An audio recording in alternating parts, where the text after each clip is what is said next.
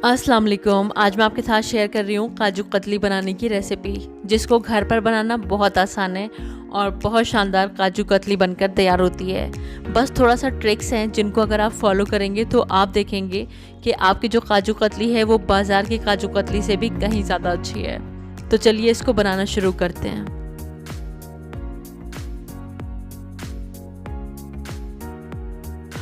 काजू कतली बनाने के लिए 2 कप हमें लेने हैं काजू। मैं यहाँ पर टुकड़ा काजू का इस्तेमाल कर रही हूँ क्योंकि आखिर में ये कतली बन जाएंगे, तो बिल्कुल भी ज़रूरी नहीं है कि आप यहाँ पर अच्छे और महंगे वाले काजू का इस्तेमाल करें। आपको काजू को आधे घंटे के लिए फ्रीज़र में रखना है, उसके बाद इस्तेमाल करना है, जिससे कि जब हम इसको ग्राइंड करेंगे तो फिर जो काजू होते हैं वो तेल छोड़ते हैं ग्राइंड करने के बाद।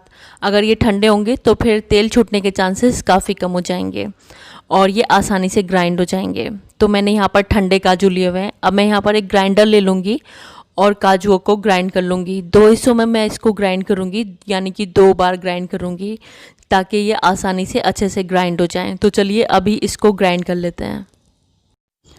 इसको ग्राइंड करने के लिए बस 3-3 सेकंड के लिए आपको इसको पल्स मोड पर चलाना है। आपको इसको बहुत देर ग्राइंड नहीं करना है। 3 सेकंड ग्राइंड करिए, ग्राइंडर को बंद कर दीजिए, फिर 3 सेकंड ग्राइंड करिए और बंद कर दीजिए। इस तरह से 2-3 बार आप करेंगे तो आप देखेंगे आपके काजू एकदम परफेक्टली ग्राइंड हो गए हैं। तो ये देखिए यहाँ पर हमारे काजू ग्राइंड हो चुके हैं। इसी तरह से हमें दूसरा बैच भी ग्राइंड कर लेना है। इसके बाद हम इसको छान लेंगे। एक मोटी छन्नी लीजिएगा और इसको छान लीजिएगा, और अगर मोटे इससे ऊपर आ रहे हैं तो उनको फिर से ग्राइंड कर लीजिएगा। अब मैंने यहाँ पर 1/3 कप लिया हुआ है मिल्क पाउडर। मैं डेयरी वाइटनर यूज़ कर रही हूँ नेस्ले का। आपके पास जो भी मिल्क पाउडर अवेलेबल हो या आपके घर के आसपास मिलता हो, आप उसका इस्तेमाल कर सकते हैं। कोई बाउंडेशन नहीं है कि आपको ये वाला यूज़ करना है या वो वाला यूज़ करना है। अब हम यहाँ पर चाशनी बनाएंगे।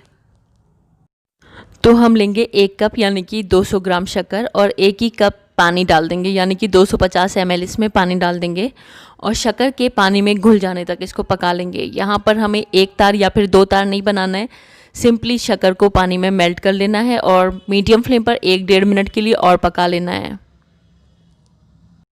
अब मैं इसमें डाल रही हूँ 1 टीस्पून रोज़ वाटर। आप केवड़ा वाटर भी डाल सकते हैं या फिर आप ये दोनों ही फूड एसेंस स्किप भी कर सकते हैं, लेकिन डालेंगे तो टेस्ट अच्छा आता है। अब हमने जो पाउडर बनाया था काजू का, वो हमें इसमें पूरा एक साथ डाल देना है और इसको मिला देना है।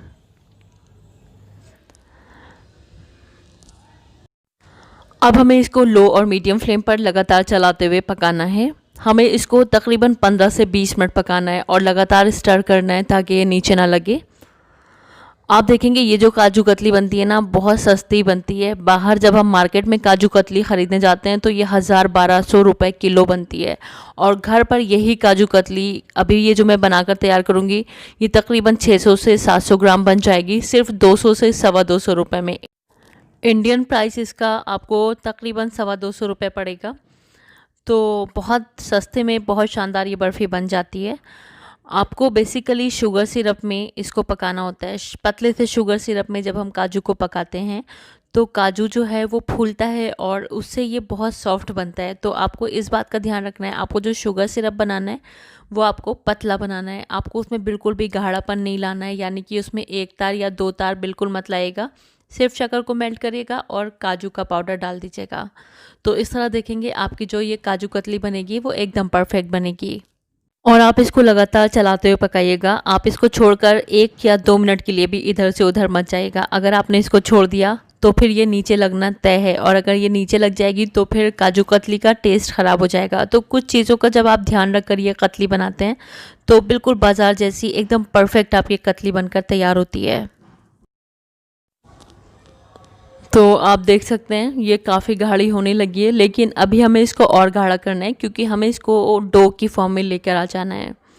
तो जब ये इस तरह से गाढ़ी होने लगे और पैन को छोड़ना शुरू कर दे, इस टाइम पर हमें इसमें 1 टेबल स्पून देसी घी डाल देना है। देसी घी डालेंगे तो बेस्ट रिजल्ट्स आएंगे, लेकिन बाय द वे देसी घी नहीं है तो फिर डालडा घी भी यूज़ किया जा सकता है, लेकिन देसी घी का टेस्ट अच्छा होता है, खुशबू अच्छी होती है। तो कोशिश करेगा कि आप देसी घी का ही इस्तेमाल करें। घी बहुत थोड़ा सा जाता है लेकिन जाता ज़रूर है। इससे एक चमक भी आती है और ये आसानी से पैन को भी छोड़ने लगता है। तो आप देख सकते हैं अब ये पैन को काफ़ी हद तक छोड़ने लगा है। काफ़ी अच्छे से हमारे यहाँ पर ये काजू कतली का जो मिक्सचर है ये पक चुका है। इससे ज़्यादा हम इसको नहीं पकाएंगे, ये थोड़ा सा हल्का सा बहती हुई फॉर्म में होना चाहिए। ये देखिए इस तरह से, क्योंकि ये जब ठंडा होगा तो ये अपने आप थोड़ा सा और सख्त हो जाएगा। तो इसी पॉइंट पर मैं इसको एक दूसरे बोल में ट्रांसफ़र कर दूँगी, क्योंकि यहाँ पर पैन गर्म है। अगर हम इसको इसी में छोड़ देंगे तो फिर हमारे ये जो काजू कतली का मिक्सचर है नीचे से लग सकता है। तो इसको सेफ रखने के लिए हम किसी भी प्लेट या बोल में इसको ट्रांसफ़र कर देते हैं। थोड़ा सा इसको ठंडा करेंगे, बस 6 से 7 मिनट के लिए। इसको हमें ज़्यादा ठंडा नहीं करना है। अगर आप इसको ज़्यादा ठंडा कर लेंगे तो फिर आप इसको काजू कतली का शेप नहीं दे पाएंगे। बस इतना ठंडा करिएगा कि आप इसको हाथों से टच कर पाएँ। उधर एक प्लेट या बोल को हल्का सा घी से ग्रीस कर लीजिएगा। अगर आप इसको ऐसे ही डायरेक्ट उसमें ट्रांसफ़र कर देंगे तो फिर ये उसमें चिपक जाएगा। तो अभी मैं इसको एक बोल में ट्रांसफ़र कर देती हूँ, जिसको मैंने पहले से ग्रीस करके रखा हुआ है, और 6-7 मिनट के लिए छोड़ दूँगी। जब ये छूने के लायक हो जाएगा तब हम इसको बर्फ़ी का शेप देंगे। तो यहाँ पर मैंने एक शीट ले ली है। मैंने यहाँ पर बच्चों की कॉपी पर कवर चढ़ाने वाली शीट ली है। इसको मैंने वॉश करके क्लीन कर लिया है। आप चाहें तो बटर पेपर का भी इस्तेमाल कर सकते हैं। तो यहाँ पर हमारा जो मिक्सचर हल्का सा ठंडा होना शुरू हो गया है, वो हमें इसके ऊपर डाल देना है। ध्यान रखना है इस मिक्सचर को हमें गर्म में ही शेप देना है। अगर ये बिल्कुल ठंडा हो जाएगा, नॉर्मल टेम्परेचर पर आ जाएगा, तो फिर आप इसको बर्फ़ी का शेप नहीं दे पाएंगे। इस तरह से हम इसको स्मूथ करेंगे, चिकना कर लेंगे। वैसे काजू कतली बनाने की शीट मार्केट में आती है, जो कि थोड़ा सा मुश्किल से मिलती है, तो क्यों नहीं हम वो चीज़ें यूज़ करें जो हमारे घर पर अवेलेबल होती हैं। तो या तो आप बटर पेपर यूज़ कर लीजिएगा, या फिर इस तरह से बच्चों की कॉपी पर कवर चढ़ाने वाली शीट यूज़ कर लीजिएगा, और इस तरह से इसको गूंथ सा लीजिएगा। तो आप देख रहे हैं बिल्कुल आटा टाइप का लग रहा है, जो चपाती बनाने वाला आटा होता है, बिल्कुल उसी की शक्ल में आ जाएगा। उसी तरह से एकदम चिकना भी हो जाएगा। तो यहाँ पर मैंने इसको बिल्कुल स्मूथ कर लिया है। अब हम दूसरी शीट लेंगे और इसके ऊपर रख देंगे। अब हमें इसको बेलना है, तो हल्का सा हाथों से बढ़ाकर इसको बेलन से बेल लेंगे। हमें इसको चारों तरफ से बराबर सा बेलना है। प्रेशर जो है वो चारों तरफ बराबर लगाइएगा। ऐसा नहीं हो एक तरफ से आप इसको पतला कर दें, एक तरफ से मोटा कर दें। तो इसको हम बहुत पतला भी नहीं करेंगे, लेकिन हाँ बहुत मोटा भी नहीं रखेंगे, क्योंकि जो काजू कतली होती है वो थोड़ी पतली साइड पर ही होती है, लेकिन बहुत पतली भी नहीं होती है। तो थोड़ा सा इसको मैं ओवल सा बेल रही हूँ, ताकि इसको स्क्वायर में कट करने में आसानी हो। थोड़ा सा लंबा लंबा बेलिएगा तो आसानी रहेगी। और अब हमें ये ऊपरी जो हमारी शीट है इसको हटा देना है, और अब हमें इसके ऊपर रखना है वरक। जो चांदी का वरक आता है वो हम इसके ऊपर रख देंगे, ताकि जो इसका लुक है वो बिल्कुल हलवाई स्टाइल बर्फ़ी का आए। लेकिन अगर आप वरक यूज़ नहीं करना चाहते तो आप इसको भी स्किप कर सकते हैं, क्योंकि ये जो रेसिपी है सिर्फ 2 चीज़ों से बन जाती है, काजू और शक्कर। लेकिन ये लगाएंगे तो इसका लुक अच्छा आएगा, इसलिए मैं इसको लगा रही हूँ। अब हम इसको 1 से 1.5 घंटे के लिए रूम टेम्परेचर पर छोड़ देंगे। उसके बाद हम इसमें कट लगाएंगे। ये थोड़ा सा सॉलिड हो जाए, थोड़ा सा हार्ड हो जाए, उसके बाद ही कट लगाएंगे, क्योंकि अभी ये बहुत सॉफ्ट है। हम इसमें कट लगाएंगे तो ये टूट भी सकती है। 1 से 1.5 घंटे के बाद हम इसमें कट लगा लेंगे और इसको बर्फ़ी नुमा काट लेंगे। आप जिस शेप में चाहें इसको काट सकते हैं। तो आपने देखा घर पर काजू कतली बनाना कितना आसान था, बहुत ही आसान तरीके से। और ख़ास बात यह है कि बहुत कम इंग्रेडिएंट में और बहुत सस्ते में ये बर्फ़ी आप घर पर बना सकते हैं।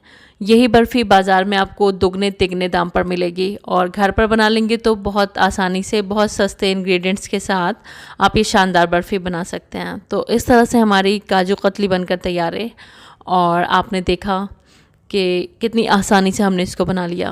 बस कुछ बातों का ध्यान रखना है आपको, तो आप देखेंगे आपकी काजू कतली एकदम परफेक्ट बनेगी। तो एक बार मैं फिर से आपको दोहराना चाहूँगी, आपको किन किन बातों का ध्यान रखना है। नंबर 1, आपको चाशनी बिल्कुल पतली बनानी है। शक्कर को पानी में बस घोल लेना है और 1 से 1.5 मिनट और पका लेना है। आपको यहाँ पर गाढ़ी चाशनी नहीं बनानी है। अगर आपने गाढ़ी चाशनी बना ली तो फिर आपकी काजू कतली हार्ड हो जाएगी। नंबर 2, आपको काजू को थोड़ा सा ठंडा कर लेना है, तो आधे घंटे के लिए फ्रीज़र में रख दीजिएगा ग्राइंड करने से पहले, और जब वो ठंडे हो जाएं उसके बाद ग्राइंड करिएगा।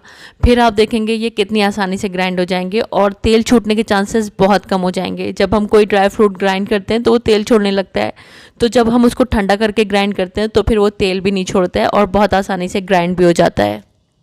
आपको काजू कतली को लो और मीडियम फ्लेम पर पकाना है, मीडियम या फिर हाई फ्लेम पर नहीं पकाना है, क्योंकि तेज़ आंच पर पकाएंगे तो फिर ये जल जाएगी, इसका रंग बदल जाएगा। लो और मीडियम फ्लेम पर 15 से 20 मिनट के लिए पकाना है। फिर आप देखेंगे आपकी काजू कतली एकदम परफेक्ट बनेगी और बहुत अच्छी काजू कतली बनकर तैयार होगी। और काजू कतली को सेट करते टाइम आपको इसको फ्रिज में नहीं रखना है, रूम टेम्परेचर पर रखना है। अगर आप इसको फ्रिज में रख देंगे तो फिर इसमें पपड़ी जमने के चांसेस हो जाएंगे। और आपको इसको बिल्कुल ठंडा करके सेट नहीं करना है, जब ये गर्म ही हो उसी टाइम आपको इसको कतली का शेप दे देना है। तो इन सब बातों का ध्यान रखेंगे तो बस आप देखेंगे एकदम परफेक्ट काजू कतली आप बना लेंगे। उम्मीद करती हूँ रेसिपी अच्छी लगी होगी, ज़रूर से ट्राई करिएगा और मुझको बताइएगा आपकी काजू कतली कैसी बनी। रेसिपी अच्छी लगी है तो प्लीज़ इसको लाइक ज़रूर करिएगा, फैमिली और फ्रेंड्स में शेयर ज़रूर करिएगा। चैनल पर पहली बार आए तो मेरी आपसे हम्बल रिक्वेस्ट है, बिना सब्सक्राइब किए मत जाइएगा। और मेरे फेसबुक पेज को भी लाइक करिएगा, जिसका लिंक मैंने डिस्क्रिप्शन बॉक्स और कमेंट बॉक्स में दिया हुआ है। वीडियो देखने का शुक्रिया। अल्लाह हाफ़िज़।